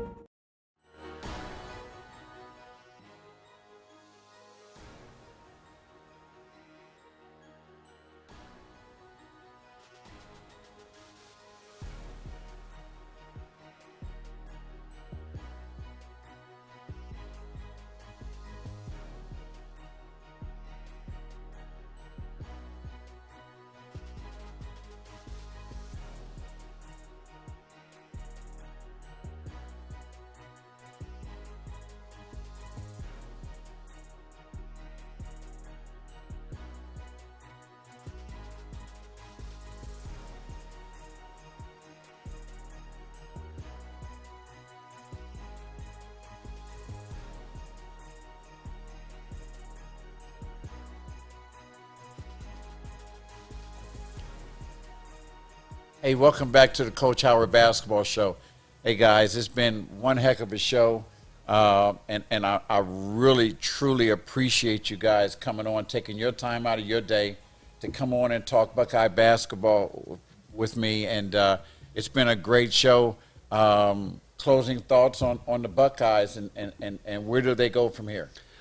Well, they go for what could be an emotional senior night. A player like Justice Suing has been there for 4 years and 6 years in college, see what that looks like. But, I just want to see if this team can build off of what we saw today and whether this is a mirage or whether this is something real. You'd have liked to see Ohio State do this maybe a week ago and think about if they're able to flip the page, can they play themselves into some sort of postseason consideration? Obviously, the calendar is what it is. But I'm just very interested to see, can they build on this? Can they end this season? Like I think Steve, you said something about it in the interviews the other day. Find some kind of positive to take from this and to end this season with a decent taste in your mouth and some optimism going forward, because that's going to be the biggest question for me these last however many games they have left. Yeah. It feels to me, George, as you go forward, there are 4 guys that are the integral core of this team, and that's Bruce Thornton, Roddy Gale, Felix Okpara, and Zed Key. Those are the 4 that you're really counting on to be the core of the team. Then you have the 4 freshmen coming in, which is Tyson Chapman, who's kind of a lead guard. You've got Scotty Middleton, who's kind of a wing. Then the big kid from St. Mary's, Austin Parks, who coming in will be the third-team center and won't really be counted upon to be thrust in there right away. And then your guy from Pick Central, Devin Royal, who – to me, I think the sky's the limit. I don't want to say he's going to be the next Bryce Sensabaugh, but I think he can be potentially a 9 or 10 point a game guy for Ohio State next year in some type of a 20 to 25 minute role. I honestly believe that.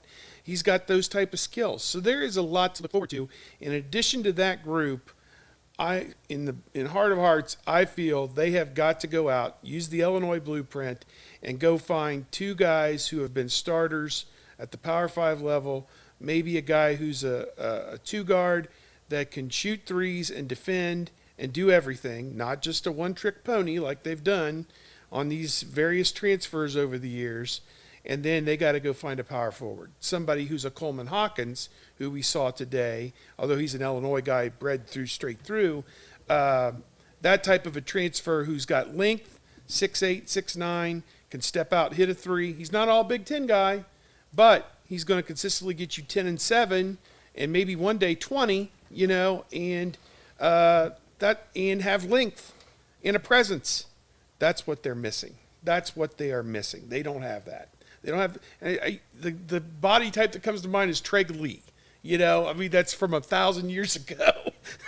Sorry, Treg. Well, when I look at, but they don't have that athlete. They don't have know. that 6'9" athlete who just can do a little bit of everything. When I look at the class that they have coming in next year, I think it's really going to take them to another level. Yeah, I really do. I really think they've got some pieces coming in next year that they don't have those kind of pieces now. Mm-hmm. Yeah, they don't have them. They don't have the 6'6" wings that can do different things. Yeah. I think next year you'll see a different tempo team. I think they'll get up and down that court. They'll be exciting. That's what I think. That's what I'm hoping that we see. I think that Holtman is a good coach. I think he's got a good staff, and I think that they'll turn it around, and I think they'll be all right. I think that they will. They've got, when you got the number 5 recruiting class in the country coming in, got to do something. Yeah. You know what I mean? And then the recruiting class this year, I'm just saying, I'm pretty sure it's not going to happen.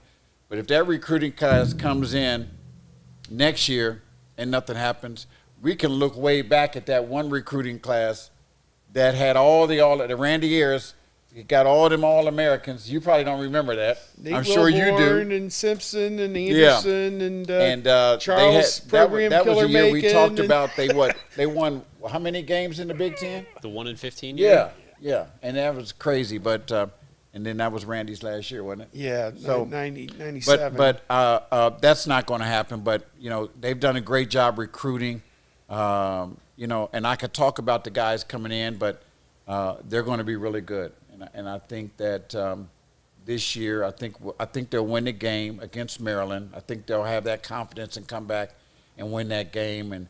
And who knows? I mean, who knows? Could get a rematch with Nebraska in the Big Ten tournament, which would be kind of cool to get another crack at them. Should have beat them at Nebraska. Could have beat them at Nebraska. And, take it one day at a time. That's all you can do. And, if you spring an upset and you're there till Friday, then so be it. That's how it is. I'm a Buckeye. I grew up a Buckeye. You guys are writers, and y'all do what y'all do. And but I am a Buckeye, and I'm a Chris Holtman fan. I like him a lot, but it's got to get done. It's just got to get done. It has to happen. In Columbus, let's face it, Ohio State is a football university. Well, yeah. That's what I was driving at with my comments earlier. If they want basketball to be a perennial top 10, top 20 program, which it could be, they have to think outside the box. And they have to understand that football is number one, but there's no reason why basketball can't flourish.